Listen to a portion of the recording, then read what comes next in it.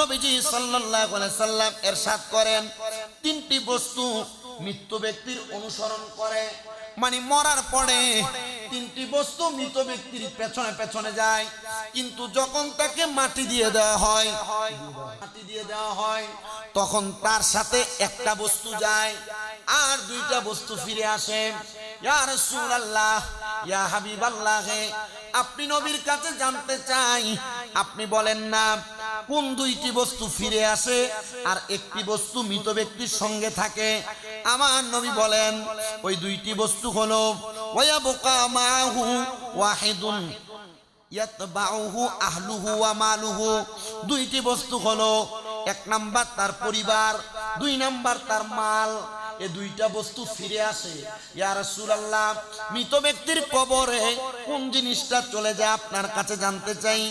নবী আমার বলেন, মৃত ব্যক্তির সাথে যেটা যায় সেটা হলো ওয়া মালুহু ইয়াবকা আমালুহু, এটা হলো তার আমল, তার আমলগুলা তার সঙ্গে কবরে চলে যায়। সবাই জবান খুলে জুড়ে জুড়ে পড়েন না সুবহানাল্লাহ। আপনার পরিবার আপনার কবরে যাবে, আপনার মাল সম্পদ আপনার কবরে যাবে না, তাহলে কবরে আপনার সঙ্গী হয়ে যেটা যাবে সেটা কি? জোরে কয় না তো? যাবে তো ইনশাআল্লাহ।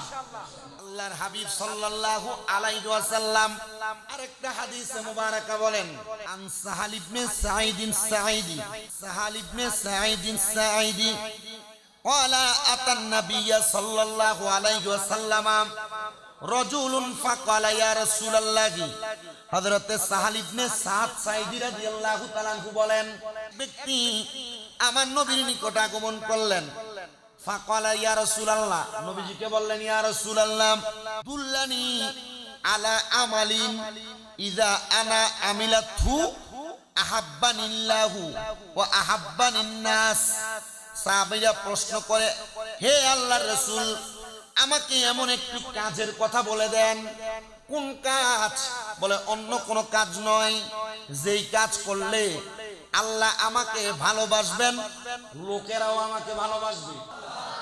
সাহাবায়ে কেরাম বলেন, আমরা নবীজির সামনে বসা, ব্যক্তি নবীজির কাছে আসলেন, আয়েশা বললেন, ইয়া রাসূলুল্লাহ, আপনি আমাকে এমন কোন কাজের কথা বলে দেন যেই কাজের কারণে আল্লাহ আমাকে ভালোবাসবে এবং দুনিয়ার মানুষও আমাকে ভাবা পড়েন। এবার আমার নবী কি উত্তর দিচ্ছেন শুনে নেন। ক্বালা রাসূলুল্লাহ সাল্লাল্লাহু আলাইহি ওয়াসাল্লাম, নবী আমার উত্তর দিচ্ছেন, জিহাদ ফিদ দুনিয়া ওয়া ইউহিব্বুকা আল্লাহু।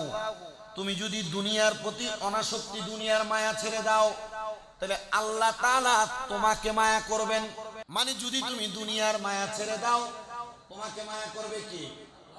আচ্ছা, এবার আমার নবী বলেন, তাহলে সে কয় ব্যক্তি কয় জিনিসের মায়া চাইছে? দুইটা। কয়টা মায়া চাইছেন? দুইটা। এক নাম্বার আল্লাহর মায়া, দুই নাম্বার মানুষের মায়া। তাহলে আল্লাহর মায়ার জবাব দিলেন, যদি দুনিয়ার প্রতি বিমুখ হয়ে যায় আল্লাহর মায়া পাবে। এবার আমার নবী বলেন, ওয়াজহাদ ফিমা ফি আইদিন নাসি ওয়া ইউহিব্বুকা। নবী আমার বলেন, আর মানুষের নিকট যা আছে, আমাদের সমাজে এক প্রকার লুবি মানুষ আছে। লুবি কেমন লুবি?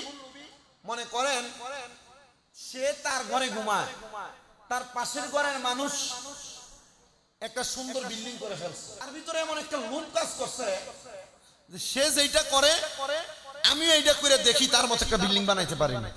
একটা দোকানদারি করতেছে, মনে করেন পান দোকান, এখানে কোন রকম ব্যবসা করে খায়, মোটামুটি তার ইনকামটা এখন একটু ভালো, টার্গেট করছে আরে সে তো পান দোকান দিয়ে বিল্ডিং বানাই ফেলছে, আমি যে তার লগে দিয়ে একটা পান দোকান দিই, এই ব্যবসা করে আমি তার মধ্যে একটা ব্যবসা দিব। প্রতিহিংসা মানুষকে ধ্বংস করে দেয়। এবার আসেন নবী আমার বলেন, ওয়াজহাদ ফিমা ফি আইদিন নাসি ইউহিব্বুকা। মানুষের নিকট যা আছে তুমি তার প্রতি বিমুখ হয়ে যাও। মানে মানুষের কি সম্পদ আছে এটা তোমার দেখার দরকার নাই, এটার প্রতি বিমুখতা প্রকাশ করো, দেখবা মানুষ তোমাকে ভালোবাসতেছে। আরো জোরে কন্যা সুবহানাল্লাহ। এবার আল্লাহর নবী আরেকটা হাদিস বলেন, ওয়া নাবি সাঈদুল খুদরি قال জালাসা রাসূলুল্লাহি সাল্লাল্লাহু আলাইহি ওয়াসাল্লাম আলাল মিম্বারি ওয়া জালাসানা হাওলাহু। আমার নবীজির হযরতে আবু সাঈদ খুদরি প্রখ্যাত হাদিস বিশারদ, তিনি বলেন আমরা আমার নবীজির সামনে বসে রইলাম।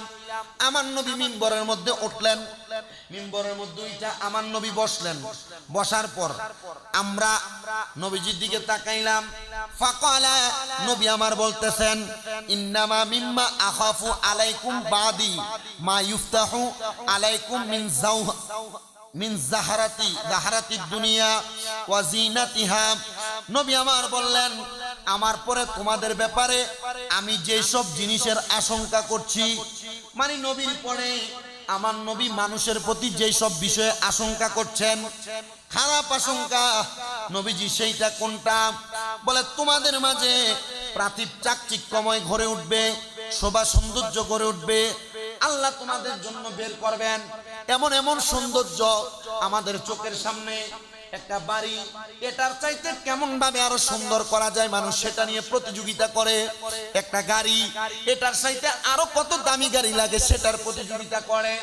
ও মুসলমান, একটা জামা পরতেছে এটার চাইতে আরো কত সুন্দর জামা পরবে সেটার প্রতিযোগিতা করে। নবী আমার বলে আমি এটাকে নিয়ে ভয় করি, আল্লাহ তোমাদেরকে দিবে কথা সত্য, আমি নবী ভয় করি যেন উম্মত এগুলা পাওয়ার পরে অহংকারী না হয়ে যায়, সম্পদের বাহাদুরি না দেখায়, দামি বাড়ির বাহাদুরি না দেখায়, সুন্দর গাড়ির বাহাদুরি না দেখায়, অধিক পরিমাণ সম্পদের বাহাদুরি না দেখায়। ইয়া রাসূলুল্লাহ, যদি বাহাদুরি দেখায় কি হবে? বলে যত সম্পদ অত আযাব হইয়া তারে কবরের মধ্যে আযাব দিতে থাকবে। জোরে শুনে পড়ি নাউজুবিল্লাহ। আমাদের আলোচনার বিষয় কি? দুনিয়ার সম্পদের প্রতি অনাসক্তি, অনাসক্তি, জুহুদ, উজহুদ। এবার আমার নবী বলেন ওয়ান কাব ইবনে ইয়াস সামাইতু নবী সাল্লাল্লাহু আলাইহি ওয়াসাল্লাম, হযরতে কাব ইবনে ইয়াস রাদিয়াল্লাহু তাআলা আনহু হাদিস বর্ণনা করেন। তিনি বলেন ইয়াকুলু ইন্না লিকুল্লি উম্মাতিন ফিতনাতা। উনি বলতেছেন আমি নবী করিম সাল্লাল্লাহু আলাইহি ওয়াসাল্লামের জবান মুবারকে বলতে শুনেছি। কি শুনেছেন? নবী বলেন ওয়া ফিতনাতু উম্মাতিল মালু, আমার উম্মতের মধ্যে সবচাইতে বড় ফিতনা যেটা নিয়ে হবে সেটা হলো তাদের সম্পদ। সাহাবায়ে কেরাম বলেন আমি আমার নবীজির জবান মুবারকে বলতে শুনেছি আমার উম্মতের মধ্যে সবচাইতে বেশি ফিতনা যে জিনিস নিয়ে হবে সেটা হলো উম্মতের মাল এবং সম্পদ। ইয়া রাসূলুল্লাহ, কারণ কি? অন্য কোনো কারণ নয়। আপনারা বলেন জায়গা জমি সম্পদ নিয়ে ভাইয়ে ভাইয়ে মারামারি আছে না নাই? জায়গা জমি সম্পদ টাকা পয়সা নিয়ে সমাজে দ্বন্দ্ব আছে না নাই? নবীজি 1500 বছর আগে যে বাণী আমাদেরকে দিয়ে গেছেন এই বাণী কি এখন কি হচ্ছে? সত্য হচ্ছে। তার মানে উম্মতের মাঝে সবচেয়ে বড় ফিতনা কি? সম্পদ। এবার আমার নবী আবার আরেকটা হাদিস বলেন ওয়ান মুস্তাওরিদিন قال قال رسول الله صلى الله عليه وسلم والله ما الدنيا في الآخرة إلا مثل ما يجعل أحدكم أصبعه هذه في اللام فلينظر بما ترجع। আল্লাহর নবী বলেন আল্লাহর কসম করে বলছি আখিরাতের তুলনায় দুনিয়ার দৃষ্টান্ত এমন। আখিরাতের উদাহরণ দুনিয়াতে নবী দিচ্ছেন। নবী বলেন আল্লাহর কসম আখিরাতের তুলনায় দুনিয়ার দৃষ্টান্ত এমন। নবী কেমন? বলে শুনে রাখো, শুনে রাখো, এটা হলো একটা আঙ্গুলকে সমুদ্রের মধ্যে ডুবানোর পর আঙ্গুলটা যদি উঠানো হয়, আঙ্গুলির মাথার মধ্যে যেই পরিমাণ পানি, আখিরাতের তুলনায় সারা দুনিয়া আমার আল্লাহ তাআলার কাছে সেই পানির চাইতে আরো ক্ষুদ্র। এজন্য তোমরা দুনিয়ার মায়া মুহাব্বতে পড়ে যাও না। আল্লাহর হাবিব আরেকটা হাদিস বলেন ওয়ান আবি হুরায়রা قال قال سمعت رسول الله صلى الله عليه وسلم يقول ان الدنيا ملعونة ملعونة ملعون ما فيها إلا ذكر الله ওয়ালাহু ওয়া আলিমুন মুতাআল্লিমুন। আল্লাহর নবীজির জবান মুবারকে সাহাবায়ে কেরাম বলতে শুনলেন, আমি রাসূল সাল্লাল্লাহু আলাইহি সাল্লামের জবানের বাণী শুনলাম, দুনিয়া এবং দুনিয়ার মাঝে সবকিছু হলো অভিশপ্ত। দুনিয়া এবং দুনিয়ার মাঝে যা দেখতে পাই সব অভিশপ্ত। ইয়া রাসূলুল্লাহ, অভিশপ্ত যদি সব হয় তাহলে ভালো কোনটা? নবী আমার বলেন, ভালো হলো ইল্লা যিকরুল্লাহ, আল্লাহর জিকির। আরেকবার জোরে সুবহানাল্লাহ। তাহলে আল্লাহর কাছে ভালো কোনটা? আল্লাহর জিকির। 2 নাম্বার ভালো হলো কি শোনেন, আল্লাহর নবী বলেন, ও দুনিয়ার মানুষ, 2 নাম্বার ভালো হলো ওয়ালাহু ওয়া আলিমুন। 1 নাম্বার যারা আলেম, যারা জ্ঞানী, তারা আল্লাহর কাছে ভালো। 2 নাম্বার ও মুতাআল্লিমা। 3 নাম্বার ভালো হলো যারা ইলম অর্জন করে, যারা শিক্ষা গ্রহণ করে, যারা ছাত্র, তারাও আল্লাহর কাছে প্রিয়। তাহলে 3টা জিনিস আল্লাহর কাছে সবচাইতে প্রিয়, সবচাইতে প্রিয়। 1 নাম্বার আল্লাহর, বলেন 1 নাম্বার আল্লাহর জিকির। 2 নাম্বার আলেম যারা, তারা যারা জ্ঞান অর্জন করে তারা। 3 নাম্বার যারা জ্ঞান অর্জন করে, তারা জ্ঞান শিখায়, যারা জ্ঞান অর্জন করে যারা। এই 3 জিনিস আল্লাহর কাছে প্রিয়। এছাড়া যা কিছু আমরা আমাদের চোখ দ্বারা দেখতে পাই, আল্লাহর নবী বলে সব অভিশপ্ত। নবী আমার আরেকটা হাদিস বলেন, ওয়ান সা'দ ইবনে সাঈদ قال قال رسول الله صلى الله عليه وسلم لو كانت الدنيا تعدل عند الله جناها بعودة ما سقى كافرا منها شربة ماء। আল্লাহর নবী বলেন, আল্লাহ তাআলার নিকট যদি পৃথিবীর মূল্য মশার একটি পাখনার মতো হয়, আল্লাহ তাআলার নিকট যদি পৃথিবীর মূল্য একটা মশার পাখনার মতো হয়, তাহলে তিনি কোনো কাফেরকে পৃথিবীর এক ডুব পানিও পান করতে দিতেন না।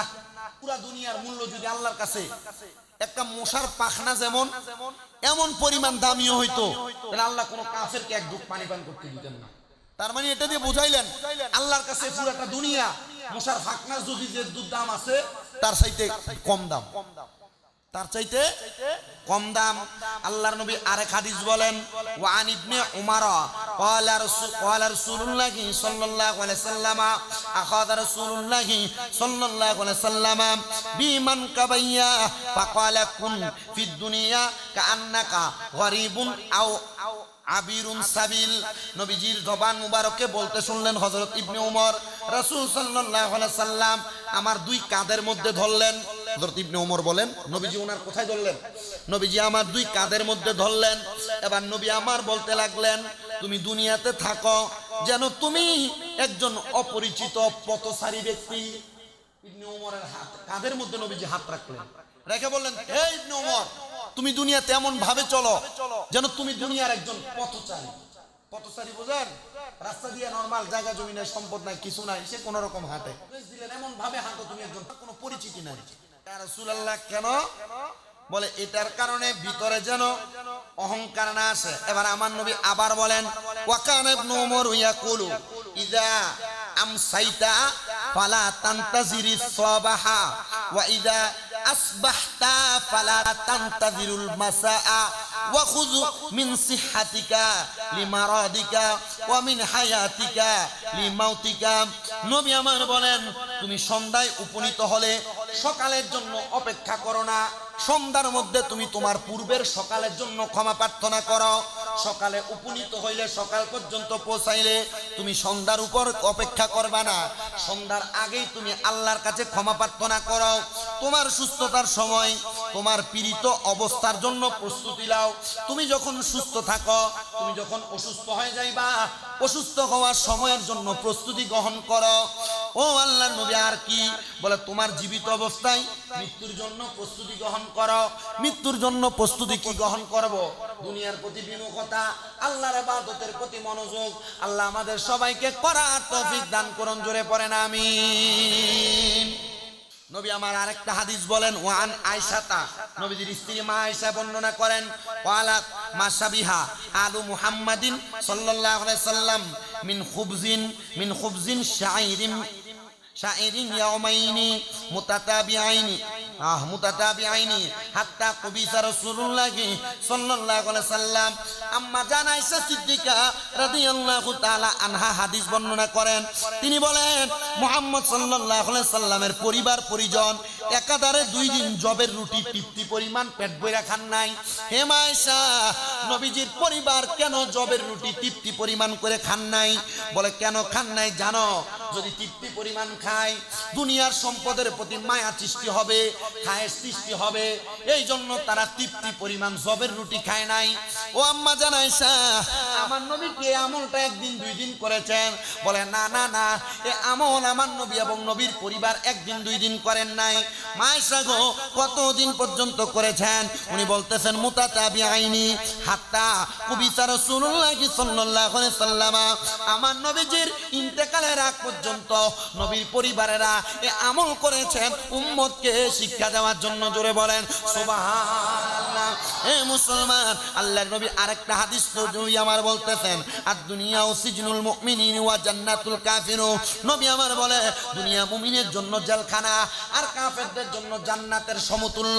ইয়া রাসূলুল্লাহ, ইয়া হাবিবাল্লাহ, আপনি নবীর কাছে জানতে চাই আপনি কেন বললেন দুনিয়াটা কাফেরদের জন্য জান্নাতের বালাখানা আর মুমিনদের জন্য বড় কষ্টের জায়গা?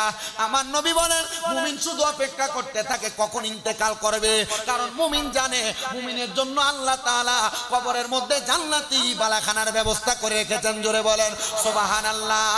আর কাফের মুশরিক বেঈমান যারা, তারা চিন্তা করে আমি আজকে বেঁচে আছি, আগামী কালকে বেঁচে থাকবো, আমার বয়স 80, আমার বয়স 90, আমার বয়স অনেক বাড়তে থাকবে।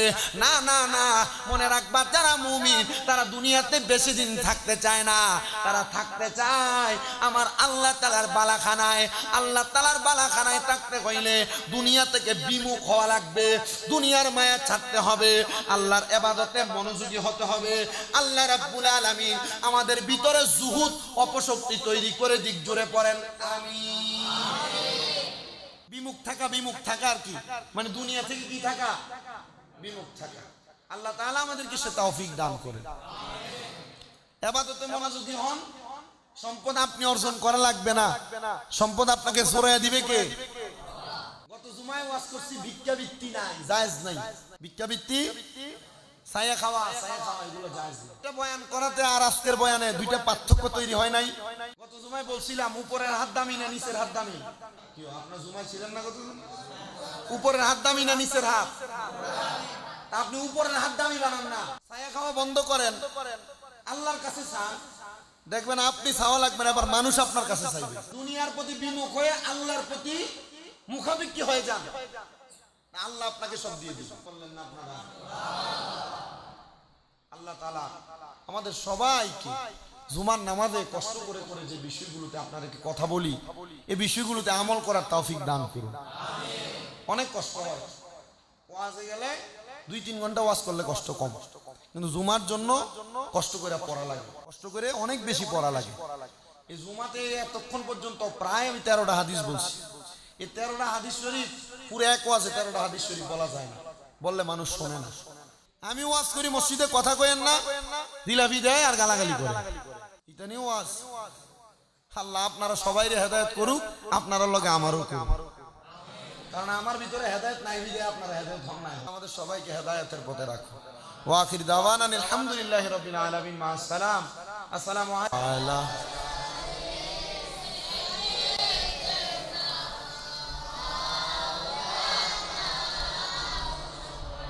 দয়াল আল্লাহ দয়া করো, নসিব করো মদিনা, নবীজিকে না দেখাইয়া কবর দেশে নিও না। আল্লাহুম্মা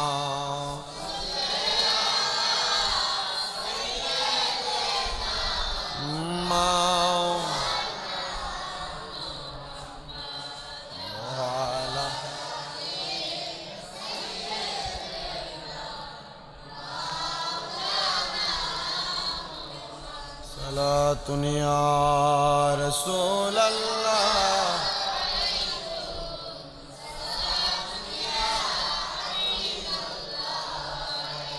জামালে আশিকা বাসদ মুহাম্মদ খেয়ালে ও বরা বাসদ আহম্মদ সালাতুনিয়া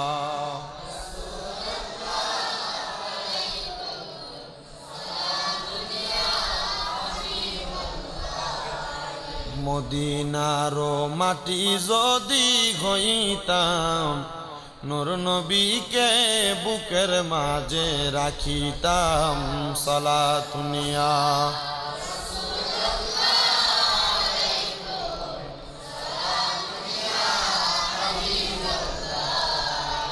আল্লাহ আল্লাহ আল্লাহ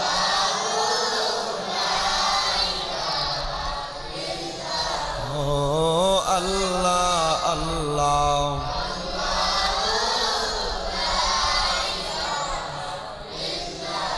আল্লাহ পাকের নূর হইতে মুহাম্মদ রাসূল সকল সৃষ্টির আগে যিনি সৃষ্টির আদি মূল নবীজি আল্লাহ আল্লাহ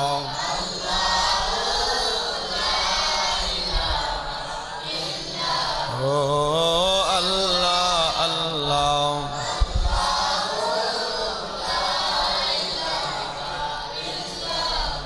মা আমেনা স্বপ্ন দেখে গর্বে তাহার নূর সেই নূরেরই নাম রাখিলেন মুহাম্মদ রাসূল নবীজি আল্লাহ আল্লাহ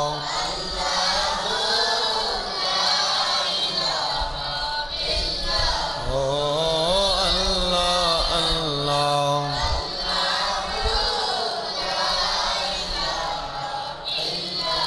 রহমতে বরকতে লইয়া নবীজি আসলেন এই ধরায় আসুন সবাই দাঁড়াইয়া সাল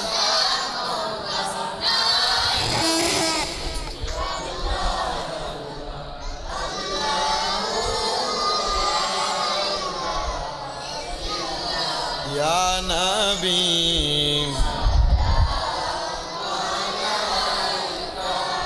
ইয়া রাসূল ইয়া হাবিব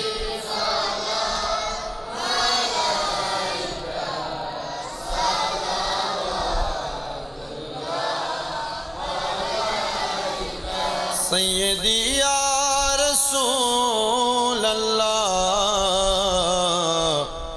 ওয়া ইয়া হাবিব আল্লাহ নবীজি আমরা যে গুনার সাগরে ভাসতেছি আপনাকে বারবার ডাকতেছি আপনি বাসাইলেন ইসলামের তরি সেই তরি নিবেন পার করি ইয়া নবী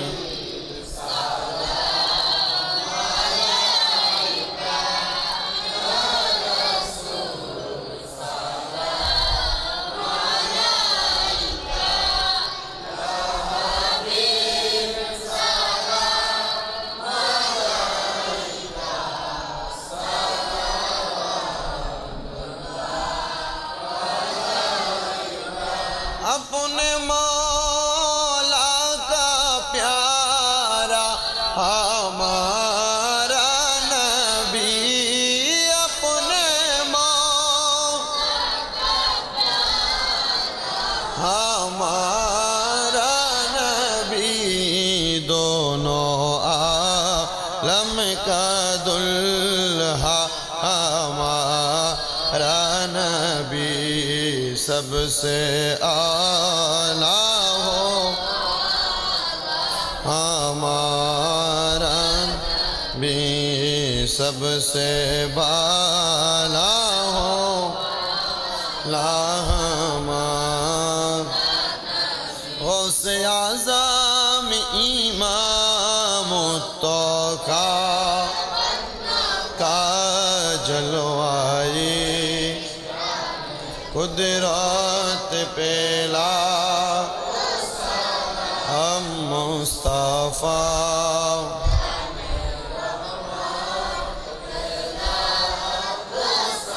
लाम शम्अ मज में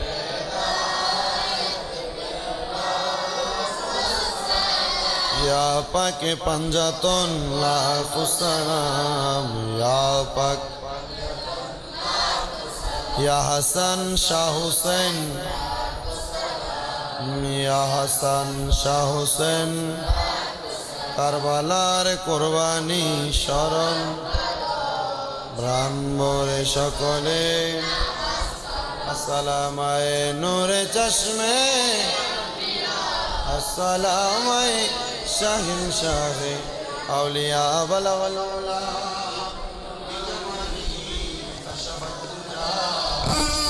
हसनत जमीआ बिसालिही सल्लु अलैहि वालिहि सल्लमु या कामुवा सल्लु अला सदरुल अमीन मुस्तफा मा जाइना रहमतल लिल